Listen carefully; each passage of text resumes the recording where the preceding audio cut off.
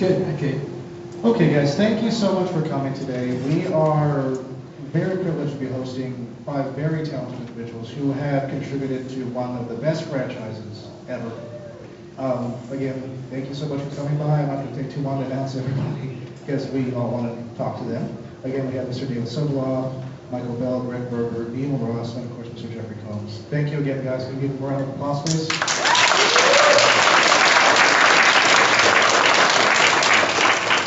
you so much. So we'll just go around the room. I'll hand you all guys the microphone. If you have questions, please raise your hand, and we'll just get as many as we can answered. Okay? Awesome. Questions? Please. How does it feel to see how far the Transformers franchise has come since you guys first started off doing voice acting with it? Well, it must be thrilling for the new guys. Thrilling for the new Transformers. For us, it's well, for me, it's great fun to know that I did that when my voice was just beginning to crack. So it's kind of nice to look back and see all the success that's come of it. You guys? I would say it's nothing short of thrilling. I would say that this franchise, probably unlike any other, certainly unlike most, has weathered different incarnations. The fact that we were there at the outset, those of us who were G1, and the fact that we have, Michael and I attended one of the early BotCons, and I don't think we had a sense of just the power and number of fandom until we were in the midst of it, and just the awesome scope of it. In the doing of it, we sort of got the sense of just how popular it was as numbers were coming in. We would, in the middle of sessions, be hearing about the popularity of the shows and also the popularity of the figures and the selling, and you can't divorce it from the popularity of the toy line itself. Everything was happening all at the same time, but to be part of the birth of all of it, and the creation of all of it, and just the coolness of all of it as it was unfolding and evolving, is something that I think we're allowed to take part in the pride of and pride for, just because just that large an audience took it to heart and made it important to themselves, and still makes it important to themselves. And part of it was the coolness of the show, and part of it was the coolness of the toys, and it's just,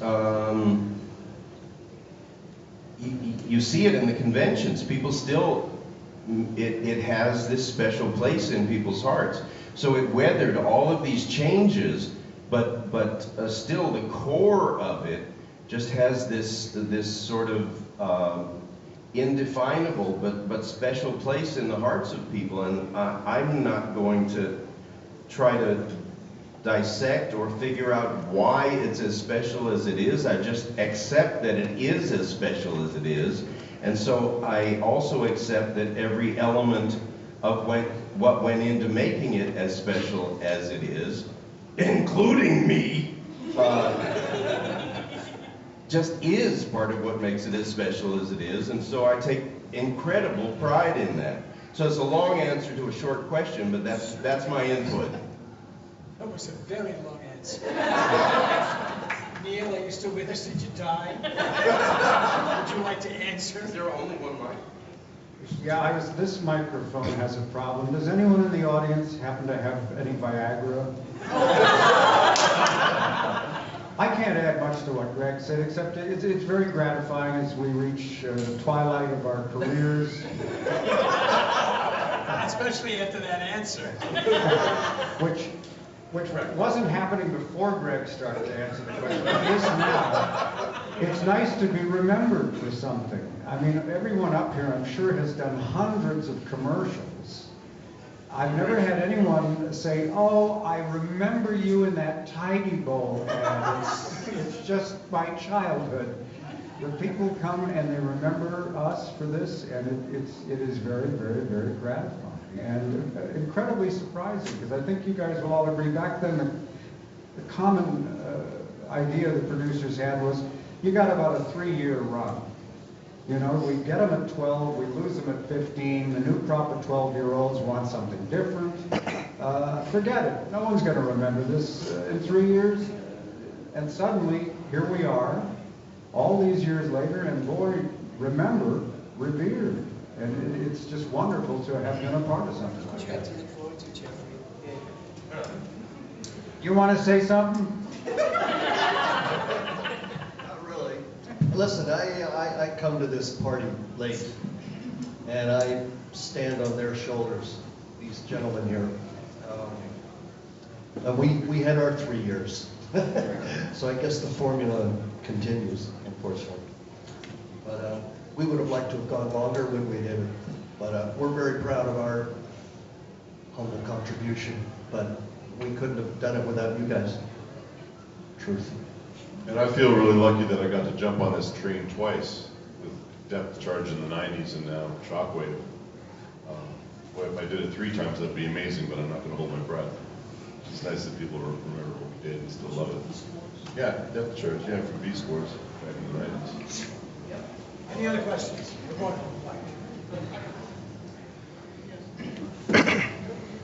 Sorry, I know you get this question a lot, but you're given the script and you're given these characters. How do you feel like you brought part of your personality to make them unique? Because, you know, like Ratchet, Shockwave, Proud, they're different. How do you feel like you brought part of yourself to the character that made them such an icon? Because, I mean, Shockwave for me in the G1 was nowhere as memorable as yours. And I loved you, I loved your Ratchet, I loved everybody. So how do you feel that you brought part of your personality, like I said, to make that character memorable to you and to maybe the fans? I think that was right. Well, I think for me, it's about not being myself that makes it memorable. You know, I'm not anything like him, and he had to be really, Shockwave had to be really devoid of emotion and flat and cool, and you know, if his goal was behind you, he just flicked you aside and he didn't care. It's great direction too that helps. You know, Jamie Simone was great to us as a voice director. And Sue Blue, who directed Beast Wars years ago, and they help us to sound great. And everybody involved in the production helps us to sound great. But it's dedication, it's jumping in and just living. I studied with a teacher named Sanford Meisner, and he said, "Live truthfully under given imaginary circumstances." So that's all I'm still doing all these years later.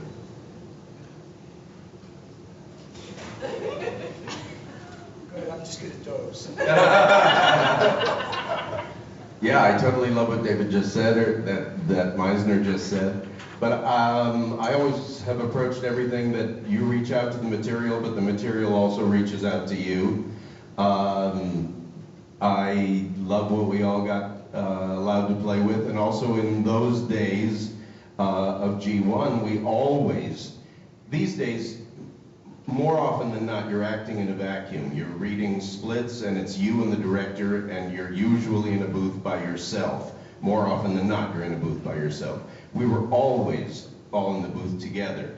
That's not only important because you're acting with people, and you're evolving, bonding in the booth, but we were in sometimes interminably long sessions that became about writing as well as performing. But we were also bonding outside the booth, so we became fast friends, and most of us who were friends in those early days are still friends for a lifetime, for a career. And that happened inside the booth, but it also happened in the parking lot outside Wally Burr North and in the green room. We were together for hours and hours and hours and hours and hours, entertaining each other in and out of the session. And we just became friends because we spent so much time together. Well, that reflects in the recording as well. We as robots, as people, it just became contagious fun or contagious epic saving of the galaxy. I'll shut up. What's really interesting was in Legacy, in the original Transformers, we were not given the opportunity to really consider what we were going to do with these characters, because often they were given to us when we got there. So if you had a character, and they assumed because you were an actor who was able to create different characters, they would say, okay, you're going to be doing this one today. And you just look at it and you say, well, how is that going to be different from this one? Because they're both these creatures. So what do I do that's different? Often the dialogue may not have been that different. The attitude may not have been that different. So you had to come up with something else. And so then they'd say, then you have a third one. Then you have a fourth one. As you know, some of us have done 4 or 5 different characters. So you can't sound the same each time. And you really had to think on your feet. Nowadays, of course, I think they send out, they audition everybody well in advance. They have a huge panoply of people that they can choose from that have different sounds. We had to create those sounds at the time. They didn't bother to say, well, let's start casting this role. They got you in the booth. And as Greg said, we were there for a very long time, maybe 8 hours at a time, of vocal baiting, literally, as we say. We were vocal baiting, we were just talking all the time. On top of talking, we were talking. We'd spend hours in that room. It got to a point where if an actor, like Frank Welker, had the opportunity to leave before his 8 hours was up, because he had another job, he had to leave quicker, we'd stone him. Because how dare he leave while we were stuck there? And at one point, I remember he was leaving, and I took out my wallet, and I said, this is a picture of my child. Could you show my child what I look like? Could you tell my child where I am? I mean, we were lying on the floor, and people were dazed, literally dazed, because we had all these characters. And Wally would say, "All right, now you're back to this. You're back to this character." I went, "Which one is he? Which one was I doing? I forgot." So you really had to think on your feet, and that when people always say to me, "What can I do to get into the business and to do voiceovers?" and I say, "Study acting. Really, study acting. Take improv classes. Learn your craft." And you may just get lucky enough to do it. It just triggered a thought. My parents were never terribly supportive about what I did. But they were complimentary one time. They overheard an interview with the actor James Earl Jones on public radio, and they said something to him like, "Well, you're doing voiceovers now. I suppose that's an easy buck." And he said, "No, that's actually one of the hardest things I've ever had to do." "Really, why?" "Well, when you do a play," I'm not going to keep trying to do James Earl Jones.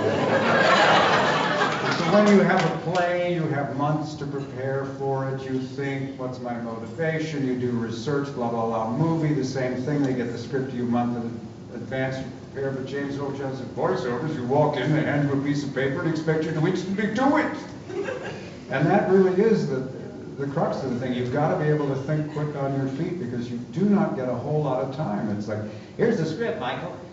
Ready? I didn't get past the. What if somebody, you have 2 characters in a row, and he gets a character, and then my character comes up, and I think, that was the one I was going to use.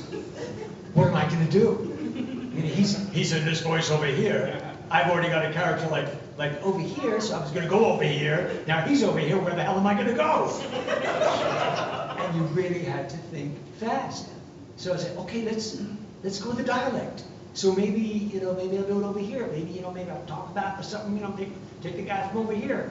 And then if the director says, no, I don't want him to come from there. I said, where the hell do you want him to come from? I mean, I don't want to lose this job, but all of this is subliminal. It's all in your head. These are characters that you carry around with you. And I know, as actors, certainly that David and Jeff do the same thing. And I know that whatever jobs they get as they move ahead, they're going to be faced with the same situation as we were, because it's going to get to that point eventually. And I think they're going to run dry on actors after a while. I mean, they're just, unless there's some little kids being born at this moment. There are, trust me.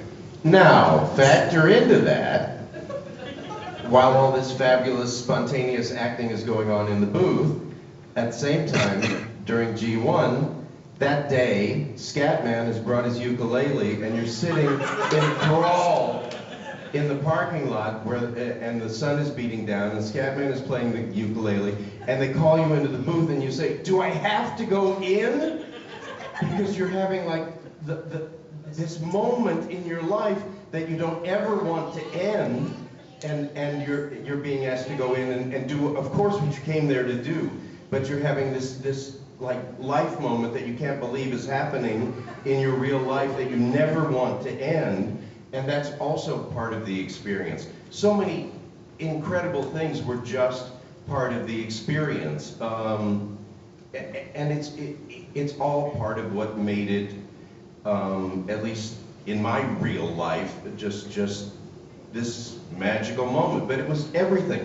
It was Welker in the corner making this arcing noise that made all the engineers jump for the control panels just because he was bored and made it sound like the studio was imploding. It was all of that. There were things that everybody did to break tension because, let's face it, they were very long, arduous sessions. And no, it wasn't like jackhammering a freeway in the middle of 101 afternoon. It wasn't back-breaking work, but it was arduous in terms of keeping your concentration up and your energy up. And so we did stuff just to keep each other, just sort of just break the ice and keep the ice broken and keep each other just mellow. Well, that makes for really good friendships and really stupid jokes and dirty jokes and funny jokes and just all the stuff that makes people friends for a lifetime. It was very cool. There's a hand raised way over here.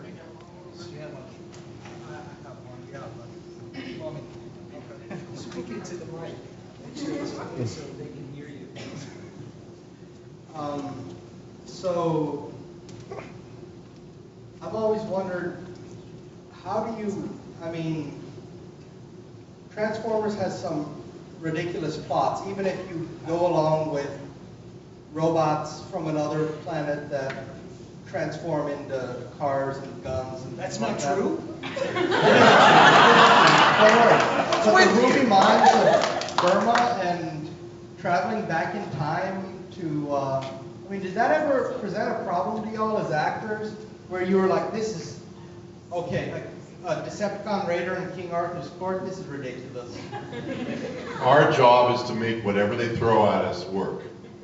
So we just instantly say yes and believe, and whatever's in front of us, we turn it into the best gold we can turn it into. What choice do we have? We don't write it.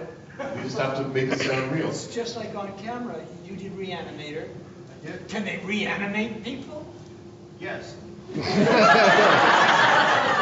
Yes, and. Acting is believing. I think he has a follow-up in the corner to that fellow's question.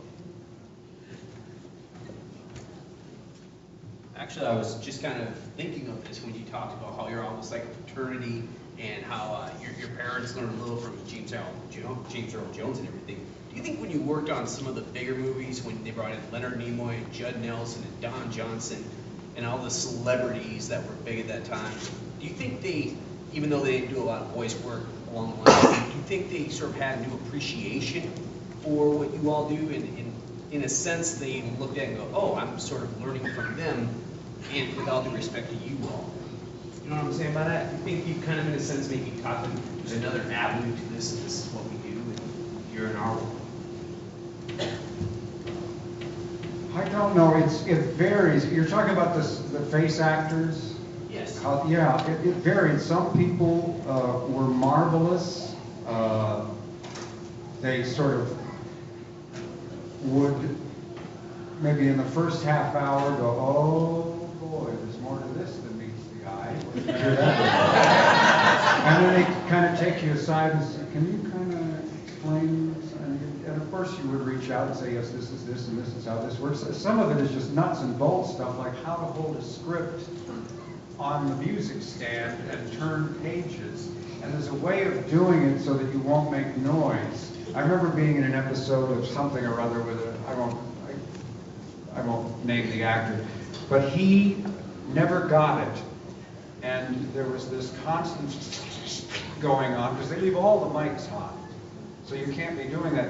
And the director, unfortunately, couldn't see him around the corner and kept going, "I'm getting paper noise. How long have you people been in this business? I'm getting paper noise. Can we please?" And I'm, do I rat this guy out? Yes. Why do I He did it. You know, but in the main, it's been my experience when I have worked with face actors,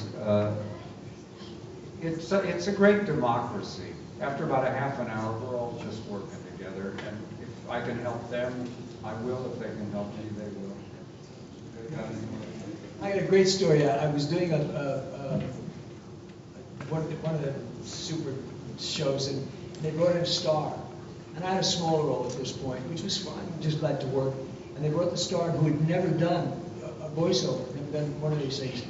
And he had his music stand in front of him with the script. And every time we get past a certain point, he'd throw it paper on the floor. He'd throw that page that he finished on the floor. And I knew that when we did pickups, he's going to have to get them all. He's going to have to find them numbered again. And I'm watching him, and I can't stop him because we're in the session. In the meantime, because he's a face actor, and I say face actor, we're all actors, and we've all worked on camera at some point or another. He would turn around during a scene and say, "Do you really think that?" And he'd be off the mic. And he would come back, so you would hear, "Oh, you would do it. Oh, it's good for you. It's up for me." And it would drive everybody crazy. And you could see he was getting flop sweat.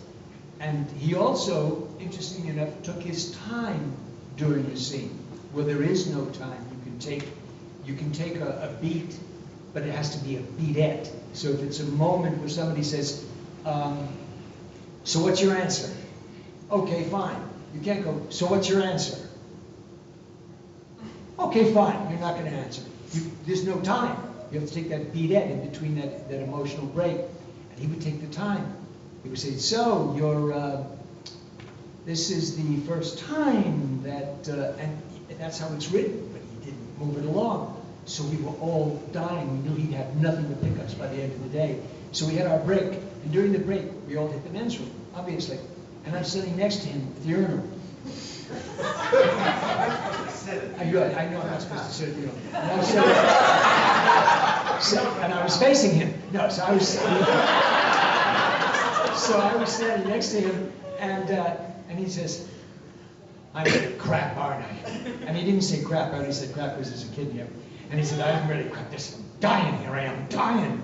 And I said, "Well, can I make a suggestion?" And he turned around to me and said, "Yes." And he peed on my shoe. And I said, could you, because I'll tell you, he said, I'm sorry. Jesus, I am so nervous. He said, "I'm dying here." And I said, "No, here's what you have to do." And I explained to him how the script should be set up, that he doesn't have time to take a long beat in between the emotions, that, you know, if there's a change of thought, etc. And everything that he had to do. And he said, "Really? That's," and I said, "Then don't turn around and look at anybody." As actors, we're told when we audition, often we have to look up from the script so that the casting director or the producer can see us. You never look up from the script. You look, this is it. This is your life. It's right here. It's right. That's the script. That's it. And I told him. And so he listened, and we went back to session, and he glided through, and it was really wonderful. And he thanked me at the end of it, and I thought somebody should have told him that, but they assume because they're getting what. I must be honest, what I would sometimes refer to as stunt casting, because they're getting a name, a face to do this. And it doesn't make any difference. In the final analysis, it's what you hear. And those of you that saw the G.I. Joe movie, Don Johnson's wonderful on camera. He's hot, he's cool, he's good. His voice didn't lend itself to the character. It was this kind of squeeze voice, which you don't hear when you're watching him. And that makes a whole lot of difference. So that is a long answer to the question I've got. And we do get along. I mean, we do get along. Everybody wants to work and help each other. But I'm not a fan of stunt casting. I felt the same thing about Judd Nelson. I'm hearing you guys. And Judd Nelson said that you didn't need Judd Nelson. You don't need Whoopi Goldberg for a voice animation. You don't need big stars for voice animation, for the most part, short of Robin Williams and Eddie Murphy and people like that who are kick-ass, great, and really can improvise. You don't need those people, but I guess Hollywood thinks they do, so they do. I think, a cute story about working with a face actor and getting off mic. Do you remember the Transformers movie in the mid-'80s? Lionel Stander was in it. And Lionel Stander was a colorful old guy. But he was, he'd never done animation before, as far as I know. We were all lined up in a row, the actors, just like this. And he kept looking at me toward the end of his line. He needed to make eye contact. That was how he acted. I'm gonna go over here and then I'm gonna do this with it. And Wally Burr, the director, never looked at us. He always looked at the storyboard, which was his job. I mean, if he looked up 3 times in a session, it was a record breaker. So he has no idea. He's, Lionel, you're off mic. We've got to do it again. Take 39. I get you. Finally, I looked ahead in the script and I realized I had no lines for about 4 pages. So I just jumped up, tiptoed around, and stood in front of Lionel. And he did all his lines to me. And it worked. And the other thing about Lionel, he was selectively hard of hearing. Out in the green room, he could hear everything. But as soon as the director started to talk, What? I can't hear. So he has a line like, The Decepticons are coming. and Wally says, well, that's good, but now see, here's the situation. You're scared, but you don't want the cadets to know that you're scared. But you are scared, but they don't know that. And he goes on and on and on like this. And, all right, so you got all that, Lionel? Take 37. What did he say? I said, Do it again, louder. The Decepticons are coming. perfect, all right, moving on.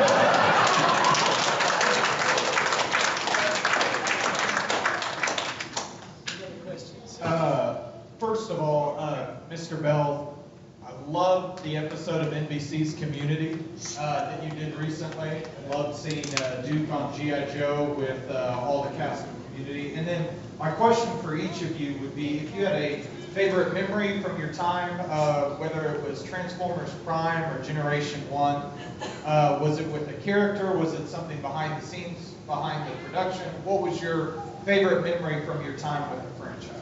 Let's start with that. Well, the first thing that came to my mind was the camaraderie in the room. We, on Transformers Prime, most of us were always there. There was very rarely was it that somebody wasn't there.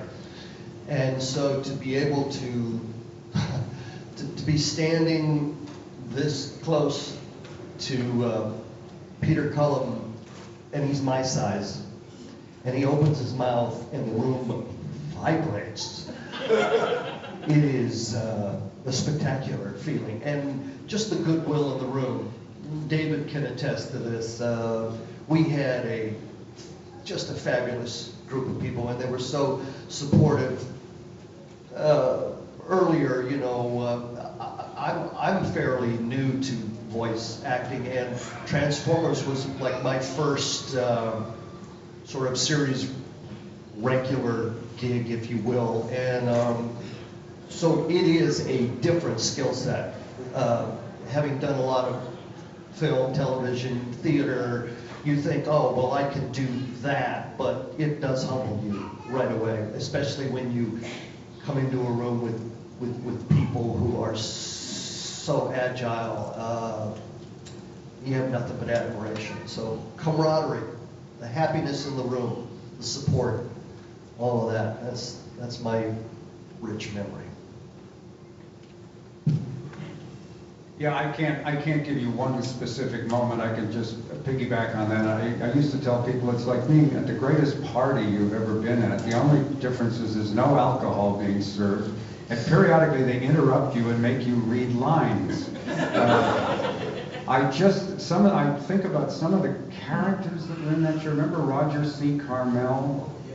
God, I don't know if you know who I'm talking about. He was, what did he do in the original Star Trek? He did Star Trek, the Truffles. No, he was Harry. He was Harry Mudd, right? Yeah. Yes. I mean, he would bring a bath towel to sessions because he sweated so much. And he would go on these tirades. For some reason, he couldn't stand Charlton Heston. And it was like the old Three Stooges bit, Niagara Falls. Slowly I turned, step by step. So somebody mentioned Charlton Heston. He'd go absolutely berserk for like 10 minutes at a stretch. Calls himself an actor. He's no actor. It just, some of the lines I heard, my wife was talking, we had some people over, and she was reminding me of those days. I would get home and I would have dinner and we would watch television, we would get in bed, we would start reading books, and I would suddenly start laughing hysterically. And she'd go, what the hell was it? And it was something that had happened earlier in the day, and it had come back to me, and I said, I can't even reproduce what happened, but it was just so damn funny. Yeah, the camaraderie, it was great.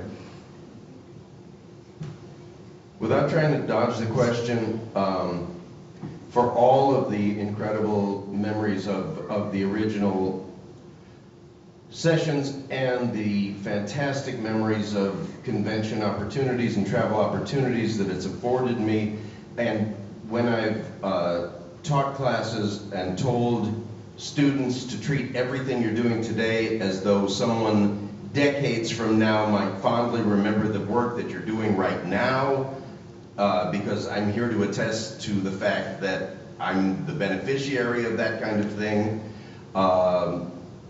including right now here today. I would say the strongest was it when I was brought back to do Transformers Fall of Cybertron, and all of that past was brought into the present, and I threw my heart and soul into it. Matt Teacher, the game developer, was very outspoken about the fact that he had been a fanboy and made it his, he was determined to have me come back as Grimlock. They insisted that I re-audition. They weren't even sure, and was I willing to audition to come back as Grimlock? I said, let me at it. And it was agreed, I guess, that I exceeded their expectations, and so that is a really, was a really important moment in my life and career. For me, as just a memory, because there were so many things that happened, was working with Chris Latta, Starscream. Chris, like Roger C. Carmel, didn't have an uninterrupted thought. And so you had to know everything that was going on in his mind at all times. And of course that voice was extraordinary. I usually opted to stand 4 or 5 mics away from him. But it didn't save me from getting sweated on. Because Chris literally sweat like there was a high rise, a high tide. And he would do his thing, and the sweat would go everywhere. And I was always moving further down. Because you wound up at the end of the line, the end of the session, if Mike would be free. Because he poured himself into it on top of that. And in between that, he would chatter. He would talk because he was a stand-up comic, so he'd work his material out. Those were memorable because you couldn't concentrate. It was very hard to concentrate, knowing that in the second there was a good chance you might drown. So that stands out in my mind. I always say when I come into a session, this is Chris in this show. And he would say, yeah, Chris is in the show, okay, fine, I'll stay. And I wait to see what mic Chris was going to take so I could get to the one at the far end. And he'd come in and we'd be all over the place. And you'd still, eventually took a towel with me to work in case I was too close, and I would just constantly. That's a memory that I have of that period. There's very little I can add to all that, except I'll try. We're really in a situation now in Los Angeles, at least in my experience, where when you walk into one of these rooms, it's the best of the best of the best. And it's really fun to sort of go in there and not only do your job, but to watch everybody else do their jobs. And that has been a wonderful thing in my career, to learn from the people around me, to work with people that are better than me. I remember doing Beast Wars and having Sue Blue direct. You all know who she is. And she had a very unique style of directing. She would be performing it with you, and whatever scene you were in, she would match the energy of what you were doing. And that the final Beast Wars, where my character dies in a blaze of glory, finding his enemy and taking him down with him, she was right there with me. And I don't think it would have sounded as good as it did without her. Another thing I'll say too, I think we all take a huge amount of pride in what we do. You never know who's going to see you when you're flapping your lips in Burbank, and you all have seen, what we've done, heard what we've done, and that's a responsibility. It's fun times in there, but we take it seriously. I had a fellow once in a session, it wasn't a Transformers session, but it's a story I always tell at the conventions. It's a good story, a good lesson for me at the time. He said, he looked at me, I was a lead in a series, and he looked at me and he just didn't like the fact that I was taking so much time. I mean, I wasn't doing 10 takes per line, but I was crafting it a bit. I cared about it. And he said, Dave, I'm going to say bleep, you know what I mean to say when I say bleep. He said, David, it's just a bleeping cartoon. Just looked at me like that, because he just wanted to go home. And I said, Jim, it's got my bleeping name on it. So we care about what we do. I'd like to ask a question. If I'm not ready to ask a question, I'd like to ask, why do you pick a particular character that you like? Because I know that we all have, you go to the different tables, you say, this was my favorite character, that was my favorite character. I'm always curious about that, how you pick a character to say, that's my favorite. And it's got to be more than just a voice. There has to be something that hits a nerve. Yeah, I'd be curious. It's because usually for me, when I pick a favorite character, I'm having a trouble, and that character is having that trouble, and that character is overcoming that trouble. Wow. So I've suffered anxiety in my life, and some of the characters, when they come up to something, it just makes them so nervous, and they still push forward. They're losing a battle. Like Grimlock's one of my favorite. People's like, well, he's stupid. Why do you like him? Because he's not.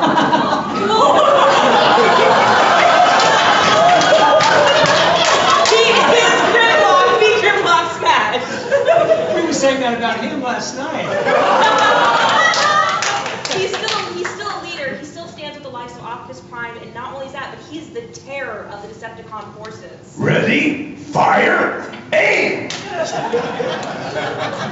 Somebody is good. That's great. Yes, go ahead. You're good. Well, for me, it's like when you're talking about the characters and why we like them so much. Like, I take Shockwave, for example. I love Shockwave. I mean, David, like, when I saw him do Transformers, I'm like, oh my god, it's an amazing Shockwave voice. And then I watched Transformers Dark of the Moon, and then it's because he has that big-ass drill that's just coming through.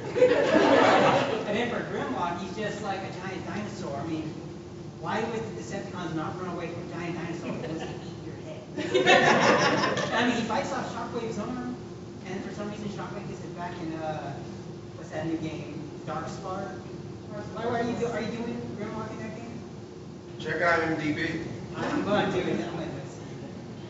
That's cool. Okay, I got somebody back there. Yes.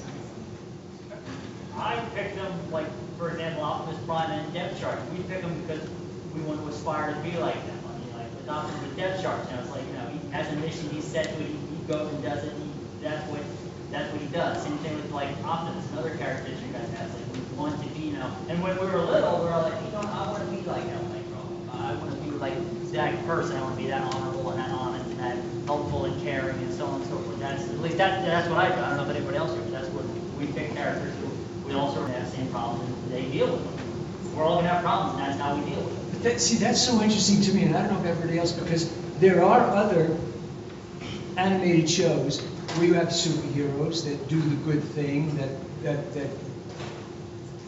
fact that you guys have chosen Transformers, these characters, I have a feeling, and correct me if I'm wrong, these aren't superheroes. They're all flawed in some way. Unlike some of the other series where they're all superheroes, they're all great. So they all have flaws. And because they have flaws, I think people can identify with them and they still manage to push through the flaws. Am I correct in this? Yeah, it speaks something deep inside the person. I mean, Optimus is mine. I love Optimus. have since my kids were little and I was a teenager and I watched the series. I mean, I've been doing that over 40 years.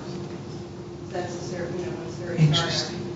And I've just always loved it because it speaks something deep inside, whether it's the warrior aspect of Optimus and all the Autobots, that whether they take a good fight and the flaws, and it just speaks very, to me, it speaks deeply, and I think probably anybody here who has their favorite character, something about that character speaks very deeply to them, and they feel a connection to that character. Interesting, it's interesting, yes. Like with my son, he's only 5.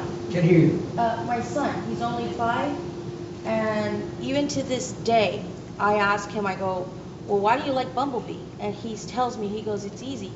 No matter how small he was, and people always ditch on him saying he can't do nothing, he was able to do it. And he says, I'm small, I have to take the medicine to make me grow. But if Bumblebee can do it, I can do it.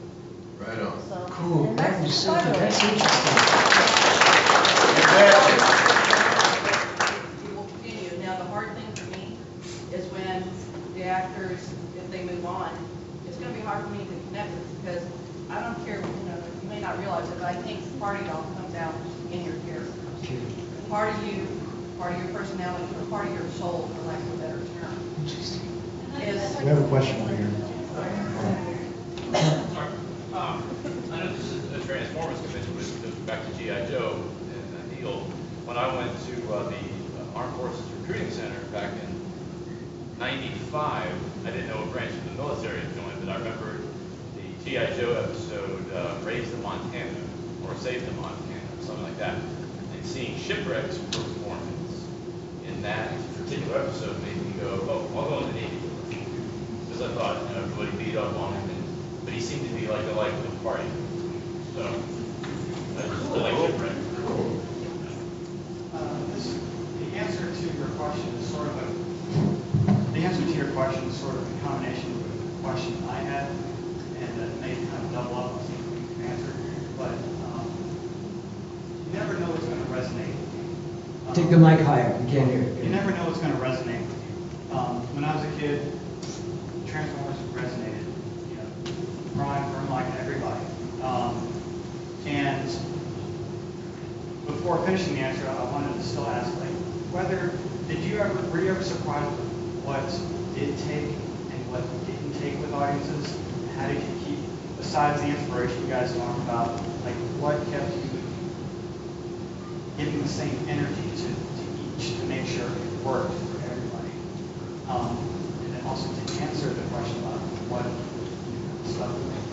I didn't know as a kid why stuff, but it did.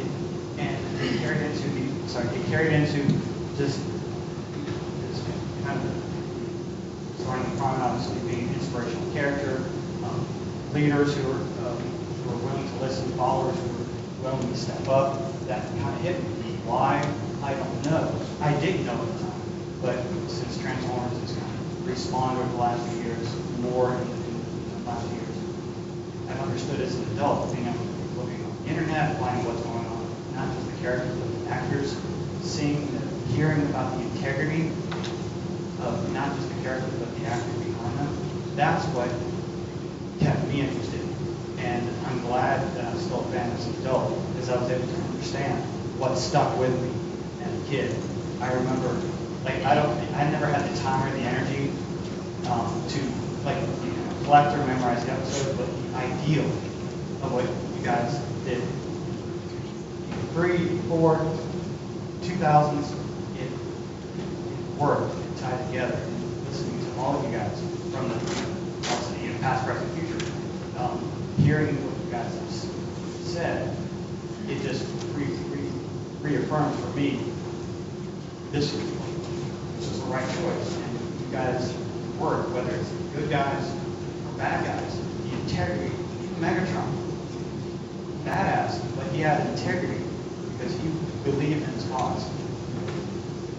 Optimus believed in his cause. They all had respect for each other. I saw that in the show, and I don't think that would have worked if you guys didn't have the integrity to work. So I want to say thank you for giving that to me, and I can pass that on to my kids because I'm getting them to be daughter was excited that I had Optimus as my ringtone. And I'm glad I have that, so thank you.